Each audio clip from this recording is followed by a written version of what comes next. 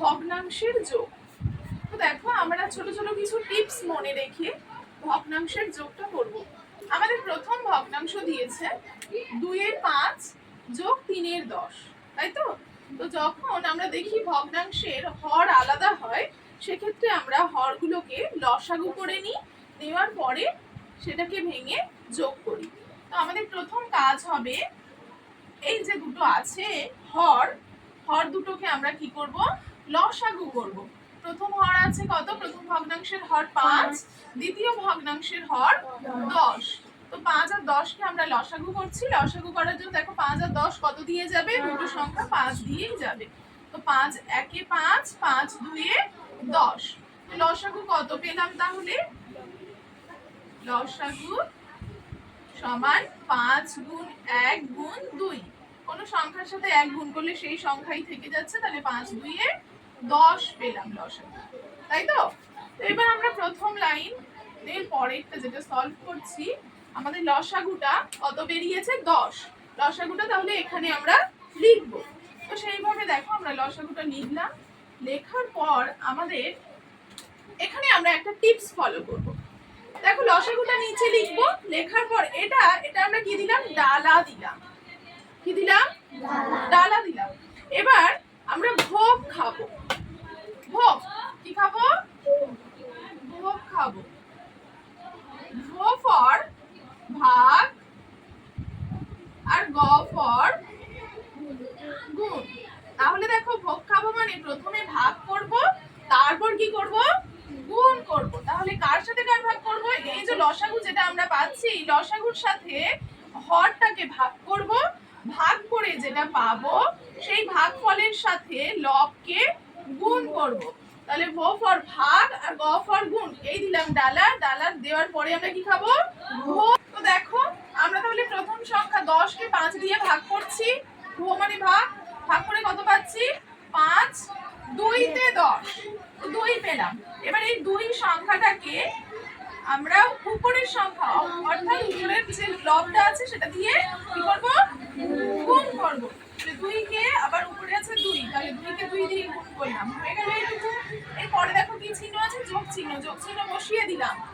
একই রকম ভাবে আবারও তাই একই রুলস, ভোগ ভাগ, তারপর যেটা হবে সেটা গুণ।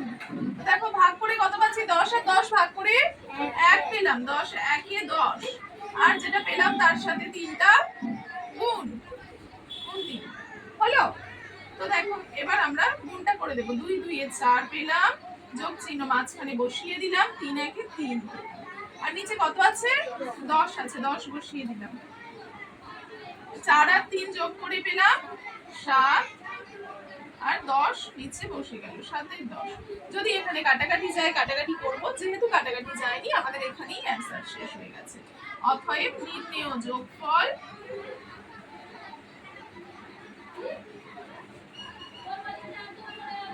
7-এর 10, 10 ভাগের 7 ভাগ।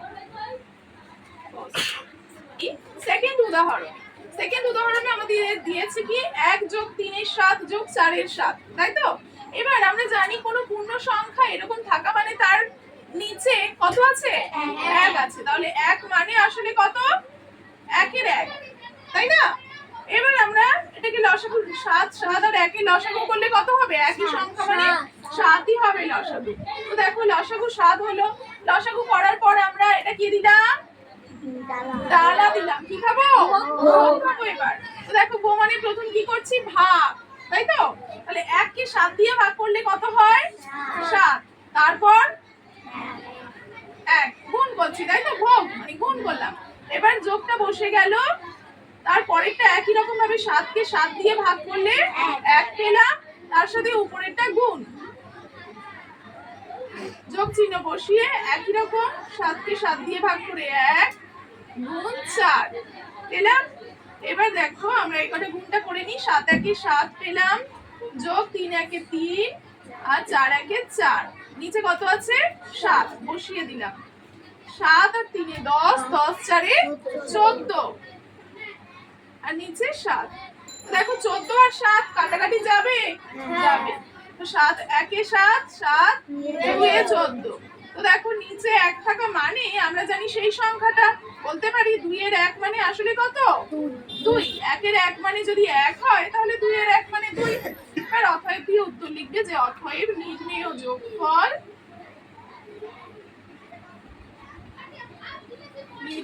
যোগফল সমান 2। তাহলে দেখো আমরা এখানে এটা মনে রাখার জন্য একটা ছোট্ট টিপস ব্যবহার করলাম যাতে তোমরা না ভুলে যাও। তাহলে ডালা দেব, দিয়ে সেটাকে আমরা কি করব? ভোগ খাবো। ভো ফর ভাগ আর গ ফর গুণ। তাহলে ফার্স্ট আমরা ভাগ করব হরটাকে ভাগ করার পর যেটা পাবো সেই সংখ্যাটাকে দিয়ে লবকে আমরা গুণ করব। ঠিক আছে, বোঝা গেছে?